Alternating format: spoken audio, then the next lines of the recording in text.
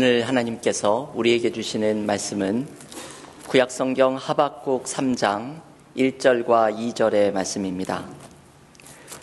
구약성경 하박국 3장 1절에서 2절의 말씀, 구약성경 1304쪽에 있습니다. 하박국 3장 1절에서 2절의 말씀을 봉독해 드리겠습니다. 시기 온옷에 맞춘 선지자 하박국의 기도라. 여호와여, 내가 주께 대한 소문을 듣고 놀랐나이다. 여호와여, 주는 주의 일을 이 수년 내에 부응하게 하옵소서. 이 수년 내에 나타내시옵소서. 진노 중에라도 긍휼을 잊지 마옵소서. 아멘. 하나님의 말씀입니다. 올해 우리 은혜와 사랑교회의 표어는 베드로후서 3장 18절의 말씀을 붙들고 은혜와 지식에서 자라가라입니다. 이제 창립 13주년을 향해 나아가고 있는 우리 교회는 그동안 매년 하나님께서 기가 막히게 하나님의 말씀을 통해 우리 공동체를 인도해 주셨습니다. 하나님이 얼마나 세심하신 분인지 매년 해마다 우리 공동체에 꼭 필요한 말씀을 주셔서 우리의 공동체의 상황을 정확히 아시고 그 말씀을 통해서 우리를 인도해 주시는 하나님의 은혜를 체험하게 하셨습니다. 올해 우리 교회에 주신 하나님의 말씀은 자라가라는 말씀입니다. 이제는 성장하고 자라가라는 말씀을 주셨습니다.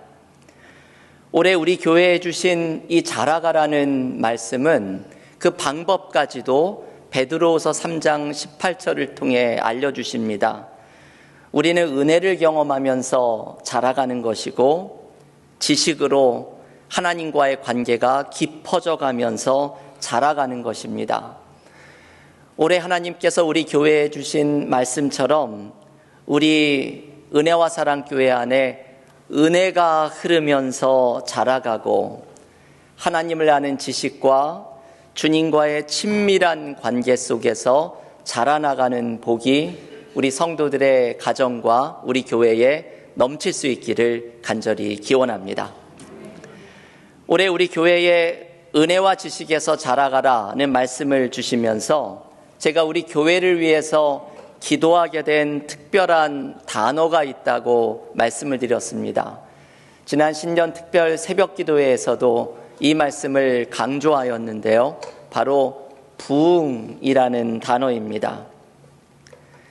은혜와 지식에서 자라가라는 올해의 표어를 묵상하고 기도하면서 이 표어가 결국은 하나의 단어로 요약이 된다는 것을 깨달았습니다. 바로 부응이라는 단어입니다. 제가 지난 12년 동안 우리 교회에서 목회를 하면서 이 부응이라는 단어를 한 번도 강조를 하지 않았습니다. 그런데 올해를 시작하면서 하나님께서 우리 교회에 자라나라는 표어를 주셨고 부응이 자라나는 것임을 깨닫게 하셨고 그래서 부응을 위해서 기도하게 하셨습니다. 제가 지난 12년 동안 우리 교회에서 부응이라는 단어를 그렇게 강조하지 않았던 이유가 무엇이었을까 생각을 해보았습니다. 아마도 그 이유는 이 부응이라는 단어를 들으면 우리에게 떠오르는 선입견 때문일 것입니다. 부응이라는 단어를 생각할 때 제일 먼저 떠오르는 인상은 수적인 부응입니다. 많은 목사님들이 자신의 목회에서 하나님의 뜻을 겸손히 이루고자 노력을 하였다고 하면서도 사실은 그 내면의 깊은 곳에서는 교인의 숫자가 늘어가는 것이 진짜 목표였다고 고백하는 것을 종종 듣습니다. 저도 신학교에서 공부를 하면서 한국교회가 가진 이 성장을 향한 욕망이 이게 참 비판적으로 보였습니다. 아니, 하나님께서 몇 명의 교인을 맡기시던 그 양떼를 주님이 맡긴 양떼로 생각하고 영성이 깊고 행복한 신앙인이 되도록 목회하는 것이 중요하지, 교인의 수가 늘어가는 것에 목표를 두는 것이 얼마나 세상적인 가치관을 교회가 쫓아가는 것인가, 비판적인 생각을 가졌습니다. 많은 그리스도인들이 저와 같은 생각을 하다 보니 소위 의식 있는 교회, 신학이 있는 교회, 진지한 목회자와 신앙인은 교회의 숫자가 늘어가는 것이 함축되어 있는 듯한 이 부흥이라는 단어를 사용하는 것을 조심스러워하는 경향이 생겼습니다. 부흥을 떠올리면, 이 부흥이라는 단어를 떠올리면 또 생각이 나는 것이 부흥회, 부흥사입니다. 심령의 부흥을 위해서 뜨겁게 통성으로 기도하고, 부흥회를 인도하는 강사 목사님들은 목소리도 두껍고 걸걸하게 내는 소리로 설교와 기도회를 인도하는 부흥회를 우리는 금방 떠올립니다. 그러면서 어떤 성도들은 이것은 좀 내 스타일이 아니다 라고 생각을 하고, 장로교회인 우리 교회는 우리 교회의 스타일과 맞지 않는다 생각을 하기도 합니다. 저도 제 자신이 부흥사 스타일의 목사는 아니라고 생각을 합니다. 근데 좀 재미있는 그런 일이 있었습니다. 제가 우리 교회에서 목회를 하고 한 5년 정도 지났을 때 보스턴에서 부목사로 있었던 교회에서 재직 수련회를 인도해 달라는 부탁을 받고 그 교회에 가서 재직 수련회를 인도하고 왔는데, 아주 오랜만에 만난 그 보스턴에 있는 교회의 교우들이 제 설교를 듣고서 아니 몇 년 사이에 부흥사가 다 되셨다고, 목소리는 왜 이렇게 커졌고 목소리는 이렇게 걸걸해졌냐고, 부흥사가 다 된 것 같다고 이야기를 해주셨습니다. 저에게도 이렇게 부흥사의 기질이 있지 않나 생각을 해보았습니다. 제가 지금 예배를 드리기 전에 교사 예배를 인도하면서 제가 이 말씀을 드렸더니 선생님들이 일제히 손을 저으면서 아니라고, 부흥사 기질은 없는 것 같다고 그렇게 확인을 해주셨습니다. 제가 우리가 부흥이라는 단어를 사용하지 않는 이유를, 거기에 이렇게 주저함을 갖는 많은 이유들이 있겠지만 두 가지의 이유만을 말씀드렸습니다. 부흥에 담긴 교회의 수적인 증가에 대한 관심, 부흥이라는 단어에 담긴 그 독특한 문화와 스타일이 때로는 부흥이라는 단어를 부담스럽게 여기고 자주 사용하지 않는 주된 이유들입니다. 그런데 여러분, 우리는 부흥이라는 단어를 이렇게 선입견의 늪에 가두어 두어야만 할까요? 우리는 마치 잃어버린 단어와 같은 부흥의 그 온전한 의미를 찾아낼 수는 없는 것일까요? 하나님은 우리에게 부흥의 의미가 무엇인지를 발견하기를 원하십니다. 그 퇴색돼 버린 단어에 숨어있는 진짜 의미가 무엇인지, 마치 한국 기독교의 역사에, 세계 기독교의 역사에 부흥의 물결이 몰아쳤던 역사 속의 유물처럼 느껴지는 이 부흥이 과연 우리의 과정과 공동체에 어떤 의미가 있는지를 묵상하고 기도하고 기대하라고 하나님께서는 말씀하십니다. 새해 2024년을 시작하면서 주일 예배에서 나눌 첫 번째 연속 설교는 바로 부흥입니다. 우리는 부흥이라는 주제를 묵상하면서 올해 우리 교회의 표어로 받은 은혜와 지식에서 자라가라 라는 말씀이 어떤 의미가 있는지를 더욱 생생하게 발견하게 될 것입니다. 오늘 부흥 연속 설교의 서론과 같은 말씀을 시작하면서 바라기는 이번 연속 설교를 통해서 부흥에 담겨 있는 그 깊고 놀라운 의미를 발견하고 우리의 가정과 교회에 주시는 하나님의 부흥의 역사를 기대하고 경험하는 은혜가 우리 모두에게 넘칠 수 있기를 간절히 기원합니다. 오늘 부흥 연속설교의 서론의 말씀으로 나누는 말씀은 하박국 3장에 나오는 기도입니다. 이미 지난 수요 찬양 예배에서 홍슬기 목사님이 같은 본문으로 설교를 하면서 우리는 하나님의 신비한 인도하심을 이미 목격하였습니다. 홍 목사님이 지난 수요 찬양 예배 설교에서 언급을 하였지만 홍 목사님과 제가 똑같은 본문 하박국 3장 1절과 2절의 말씀으로 각각 설교 수요 찬양 예배와 오늘 주일 예배의 설교 본문을 정하고 이게 똑같다는 것을 발견한 다음에는 누군가가 본문을 바꾸기보다 이렇게 생각을 하자고 제가 말했습니다. 하나님께서 새해를 시작하면서 이 본문을 우리 교회가 묵상하기를 원하시는구나 생각하자고 이야기를 나누었습니다. 오늘 하박국 3장 1절은 하박국 선지자의 기도라고 소개를 합니다. 그리고 그 기도의 핵심은 하박국 3장 2절 중반에 나오듯이 부흥을 위한 기도입니다. 여호와여, 주는 주의 일을 이 수년 내에 부흥하게 하옵소서. 하박국은 부흥을 위해서 기도를 드리고 있습니다. 우리가 그렇게 수적인 증가를 그 목표인 것처럼 오염시켜 놓고 외면하고 있던 그 단어, 어떤 특별한 신앙의 스타일이라고 굴레를 씌워놓고 피하기도 했던 바로 그 단어, 이 부흥을 위해서 하박국 선지자는 기도하고 있습니다. 성경에 나오는 이 특별한 기도는 우리에게도 부흥을 위해서 기도해야 한다는 사실을 알려줍니다.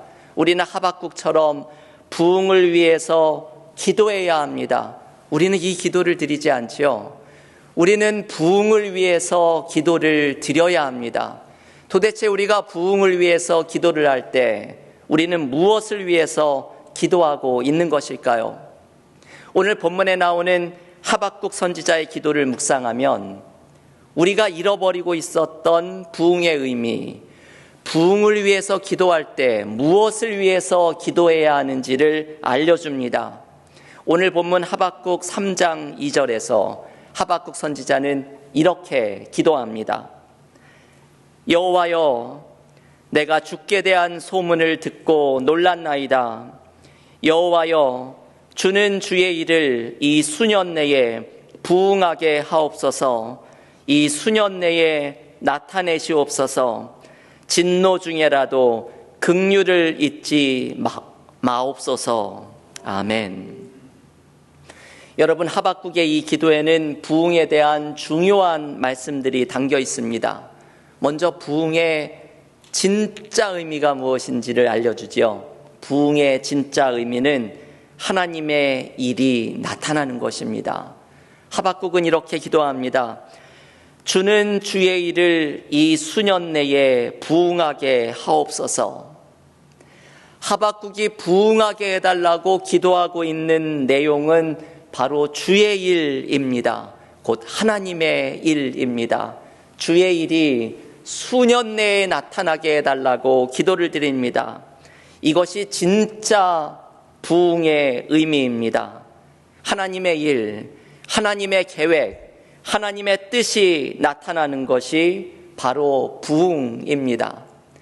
새번역 성경은 이 하박국 3장 2절의 이 표현을 이렇게 번역합니다.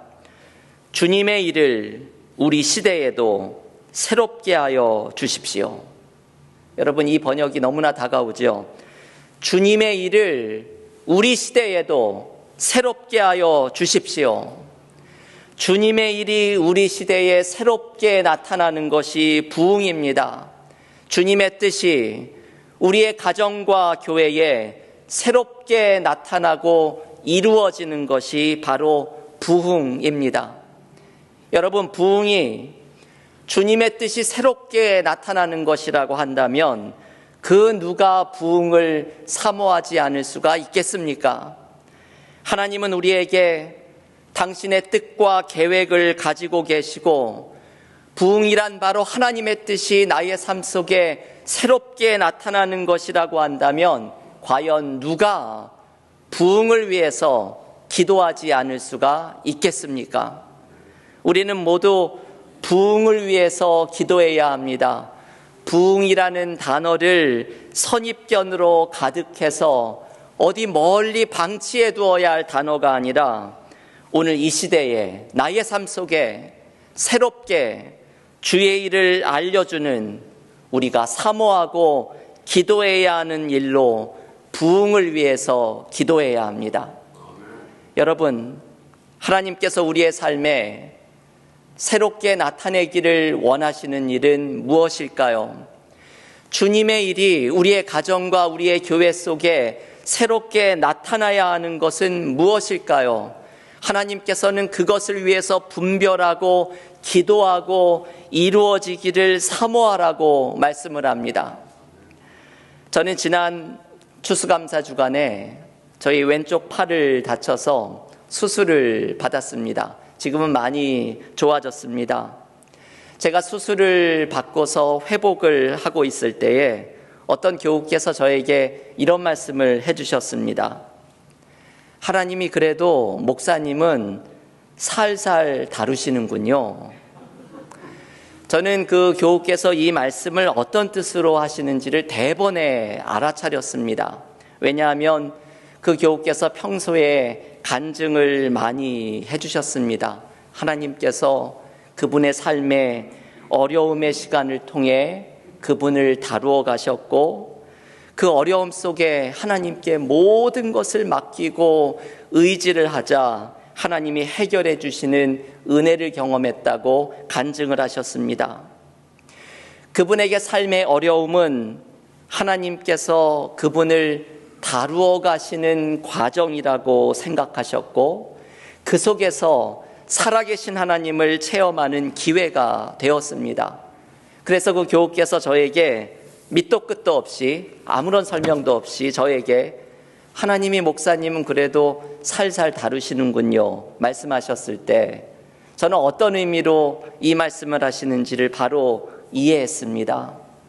하나님이 그분을 다루셨던 것보다는 비교적 쉽게 저에게 해주셨다는 의미입니다.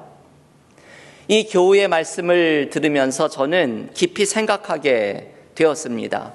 여러분, 신앙인들은 참 이상한 사람들이죠. 보통의 사람들은 이런 고난의 시간과 어려움의 시간을 마주하면 참 불행한 일을 당했다고 내가 참 운이 없다고 생각을 하겠지만 신앙인들은 그 교우의 말씀처럼 하나님이 이 고난을 통해 나의 어떤 부분을 다루시기를 원하시는지 생각해보는 사람들입니다. 저는 팔이 다친 어려움의 시간을 통해서 하나님이 나에게 무엇을 깨닫기를 원하시는지, 하나님은 무엇을 이루기를 원하시는지 생각해보고 기도하게 되었습니다. 그리고 여러분, 사실 이 기도는 중요한 기도이죠. 하나님의 일이 이루어지기를 분별하고 기도하는 것이 바로 부흥을 경험하는 방법이기 때문입니다. 여러분, 하나님은 새해에 우리의 가정에 어떤 주의 일이 새롭게 나타나기를 원하실까요? 하나님은 우리 은혜와 사랑교회에 어떤 하나님의 일이 새롭게 나타나기를 원하실까요? 2024년 새해에 우리는 이것을 위해서 기도해야 합니다. 하나님은 어떤 부흥의 역사가 우리의 가정과 교회 가운데 드러나기를 원하시는지, 우리가 하나님의 새로운 일이 어떻게 새롭게 펼쳐지기를 사모하고 기도해야 할지, 하나님이 무엇을 원하시는지 우리는 기도하며 나아가야 합니다. 저는 우리 교회를 위해서 하나님께서 주신 부흥의 약속이 있습니다. 우리 교회가 2017년에 이곳 미국 교회에 이사를 왔을 때, 이사를 오자마자 하나님께서 우리 교회에게 부응할 것이라는 약속을 주셨습니다. 그런데 그 약속이 7년이 지난 지금까지 눈에 보이게 드러나고 있지는 않습니다. 코로나 팬데믹의 2년 반 동안은 하나님의 약속이 사라진 것은 아닐까라는 생각이 들기도 하였습니다. 저는 가끔 그런 생각이 듭니다. 하나님의 약속이 이루어지는 것이 왜 이리 더딜까? 오늘 본문에 나오는 하박국도 똑같은 생각을 가지고 있었습니다. 여러분, 하박국 1장과 2장을 읽어보면 하박국이 하나님께 받았던 말씀이 나옵니다. 하나님은 잘못된 길을 걸어가고 있는 남유다를 바벨론 제국을 통해서 심판하시겠다고 말씀하십니다. 하지만 남유다를 그 심판 중에 남겨두지 않으시고 결국은 다시 회복시켜 주실 것이라고 말씀합니다. 그러면서 하나님께서 하박국에게 이런 약속의 말씀을 주십니다. 하박국 2장 3절의 말씀입니다. 이 묵시는 정한 때가 있나니 그 종말이 속히 이르겠고 결코 거짓되지 아니하리라. 비록 더딜지라도 기다리라. 지체되지 않고 반드시 응하리라. 아멘. 여러분, 이것이 하나님께서 하박국에게 주신 약속의 말씀입니다. 더딜지라도 기다려라. 반드시 이루어질 것이다. 하박국은 하나님께 이 약속의 말씀을 받고서 남유다의 부흥을 위해서 기도하기 시작합니다. 주여, 주님께서 주신 그 약속의 말씀이 수년 내에 부흥하게 하옵소서. 하박국은 하나님으로부터 받은 약속의 말씀을 붙들고 이 하나님의 일이 이루어지게 해달라고 부흥을 위한 기도를 시작합니다. 여러분, 하박국이 받은 이 말씀은 우리에게 얼마나 희망이 되는 말씀입니까? 더딜지라도 기다리라. 반드시 응하리라. 하나님의 약속은 반드시 이루어진다는 것이 우리에게 있는 희망의 약속입니다. 요즘 저는 수술을 받은 이 팔에 물리치료를 받고 있습니다. 팔을 처음에 다쳤을 때 이 다친 것이 이렇게 길고 긴 치료의 과정이 있다는 것은 생각도 하지를 못했습니다. 물리치료를 받는 것이 참 힘들고 어렵게 느껴질 때가 있습니다.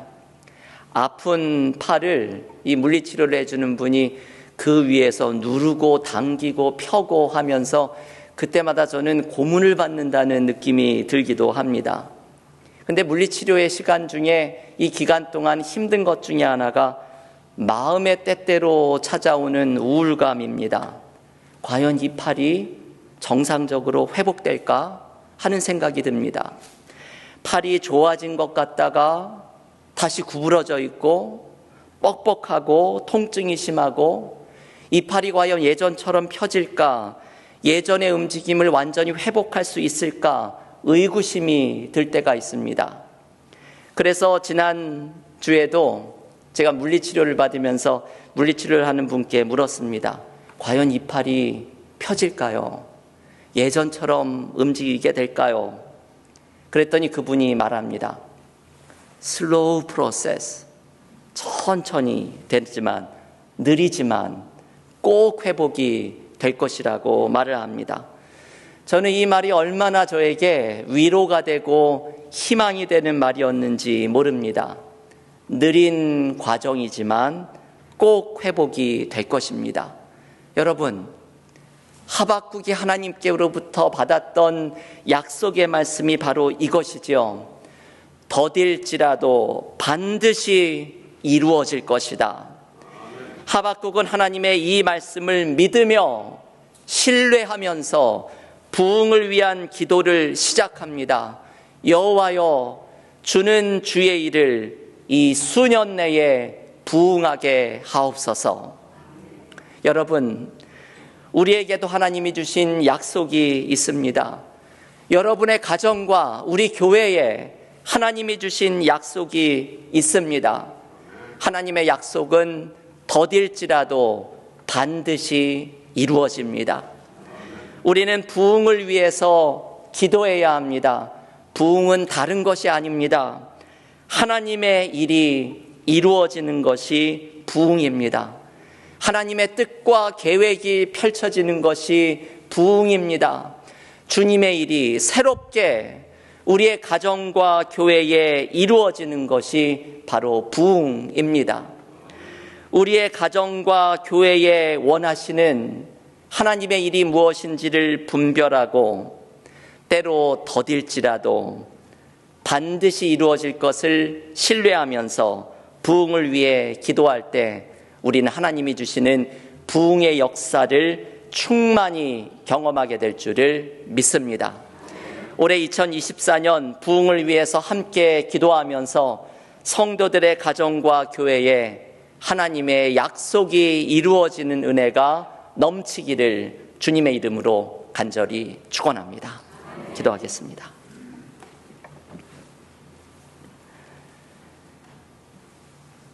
하나님 감사합니다.